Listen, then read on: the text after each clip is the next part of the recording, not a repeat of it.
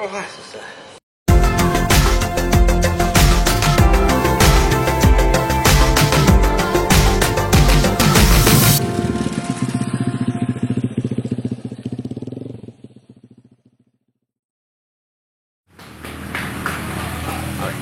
Jadi beberapa hari lalu saya membeli motor bekas MT25 ya. Jadi mungkin di sini saya mau share aja. Ini bukan tips ya mungkin. Saya mau share aja bagaimana proses dari membeli motor ini. Ketika kita membeli motor bekas, apa aja yang harus dilakukan? Mungkin saya akan lebih banyak membahas ketika motornya udah ada di saya ya. Tapi kita akan bahas juga sedikit apa yang saya lakukan ketika sebelum membeli motor ini. Jadi yang pertama saya cek sih yang pasti surat-suratnya ini harus aman. Karena pengen biar aman aja di jalan ya. Jadi kita cocokkan nomor rangka, nomor mesin, plat nomor, STNK, BPKP, dan sekaligus kita harus cek juga mungkin ada Samsat online gitu ya, kita bisa cek di sana. Sebelumnya maaf nih, karena di pinggir jalan jadi berisik. Lalu selanjutnya yang saya ketika datang ke pemilik, saya cek mesin, bunyinya gimana, apakah ada bunyi-bunyi aneh.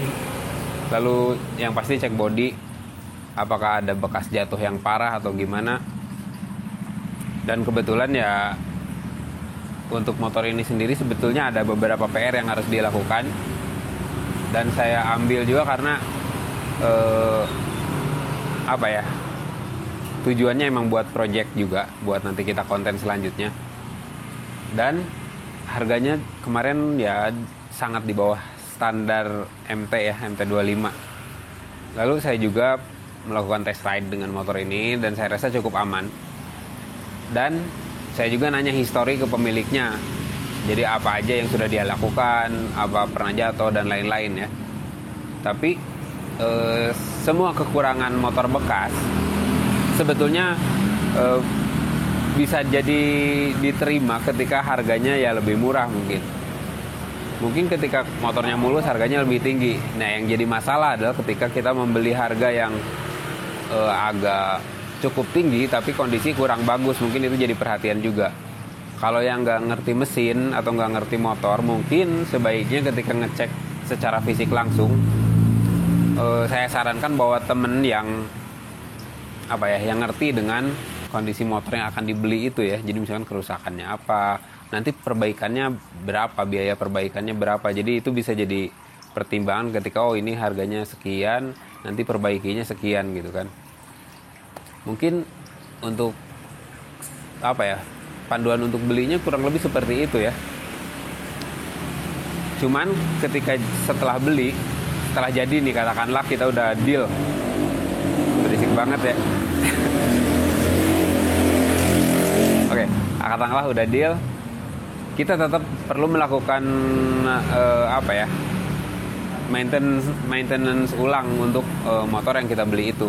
Jadi kayak bisa dikatakan maintenance basic lah ya, untuk panduan kita bawa pegangan, ini udah start dari kitanya gini gitu. Begitupun dengan motor ini, dari ketika beli untuk kondisi yang menurut saya cukup aman, saya juga melakukan beberapa maintenance awal.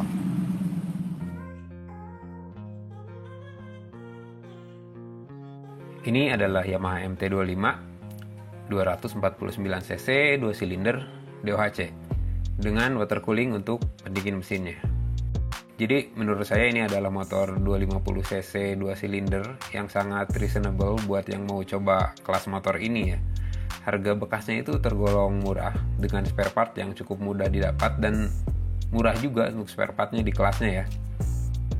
Nah, setiap membeli motor bekas, terutama untuk dipakai sendiri, menurut saya sangat disarankan untuk mengganti oli, air radiator, dan beberapa part pendukung yang biasa diganti ketika proses servis gitu ya.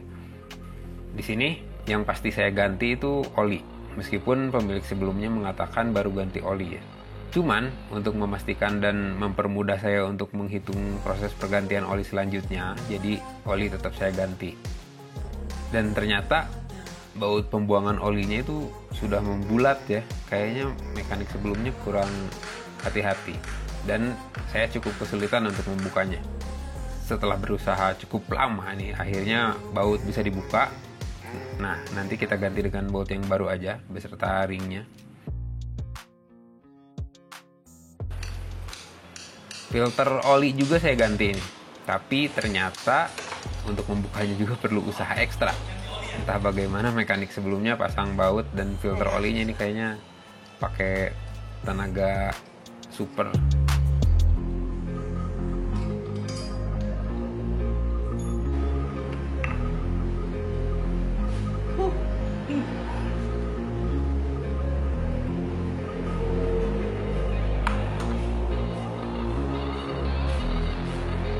Kita ganti baru.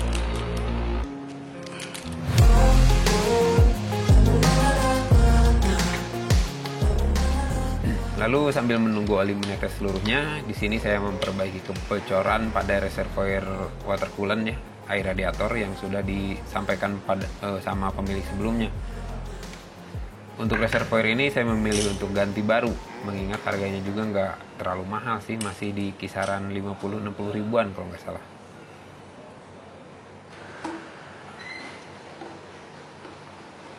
Oh, bentar. Buat siapa?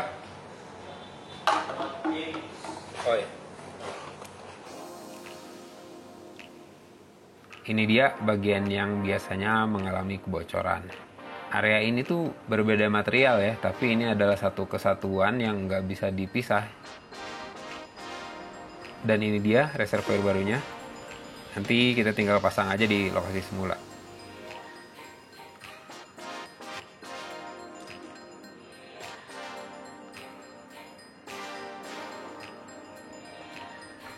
Karena saya juga sekalian mengganti selang ventilasi reservoir ini, jadi sekalian saya juga buka beberapa bagian di dalam yang kira-kira mudah diakses untuk saat ini ya, untuk masang si selang ventilasi ini.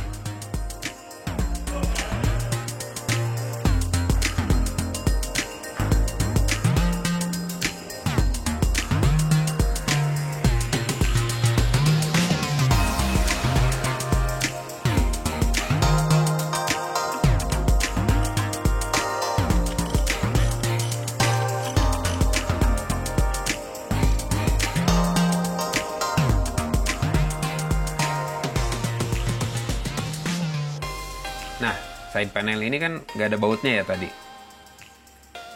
Setelah dibuka, ternyata memang ada bagian panel yang hilang.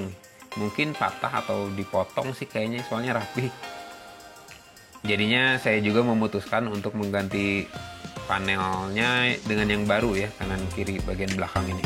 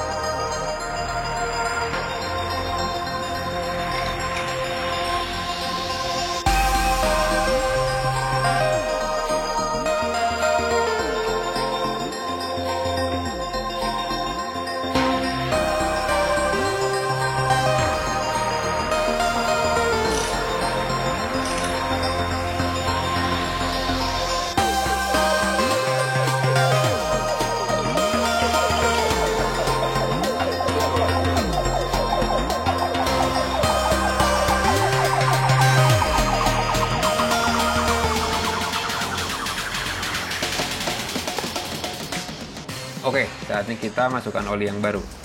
Tapi ternyata filter oli yang baru tidak bisa masuk karena mentok header knalpot yang full system ini ya.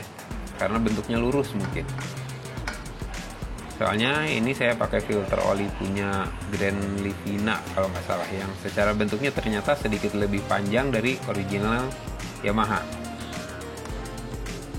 Sekalian mengembalikan knalpot ke kondisi standar.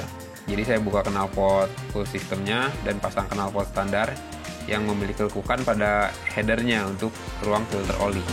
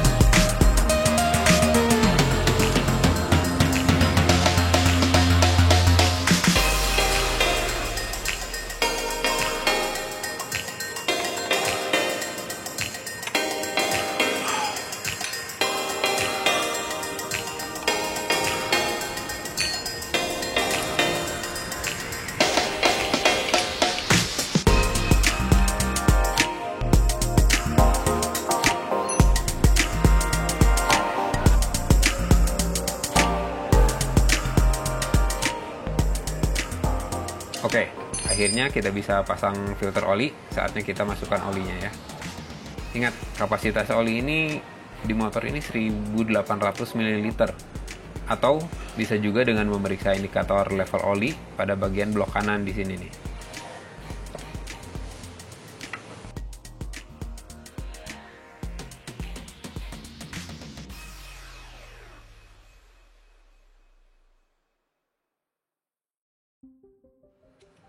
Sekarang saya mau ganti air radiator atau radiator coolant.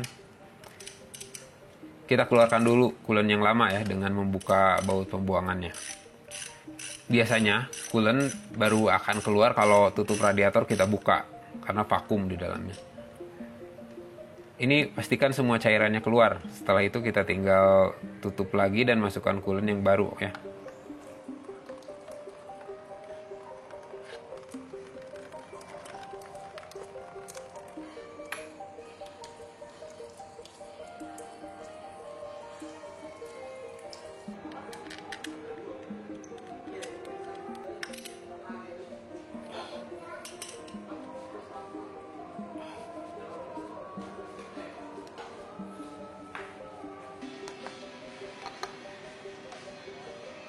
Setelah terisi nih, untuk menghilangkan udara yang terperangkap di jalur radiator ini, saya biasanya menyalakan mesin sebelum menutup radiator. Nanti dia akan keluar gelembung beberapa kali. Kalau gelembung yang keluar sudah hilang sepenuhnya, berarti radiator sudah aman untuk ditutup.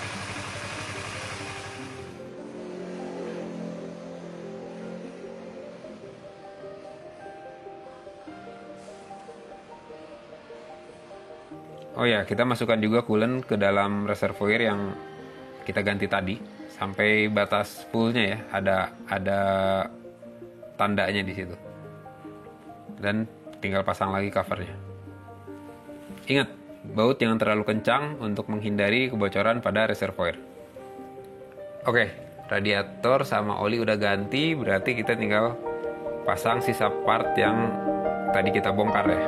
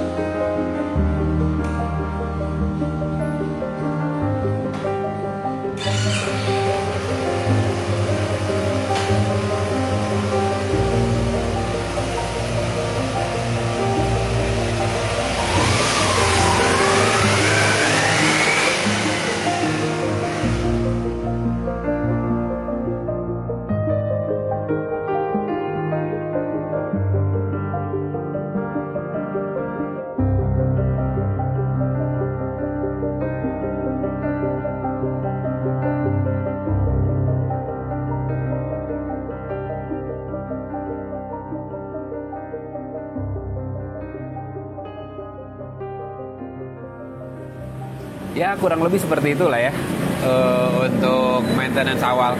Kita masih ada beberapa materi yang perlu dilakukan dengan motor ini. Ya kita lihat aja di video-video selanjutnya. Terima kasih sudah menyaksikan, sampai jumpa di video selanjutnya.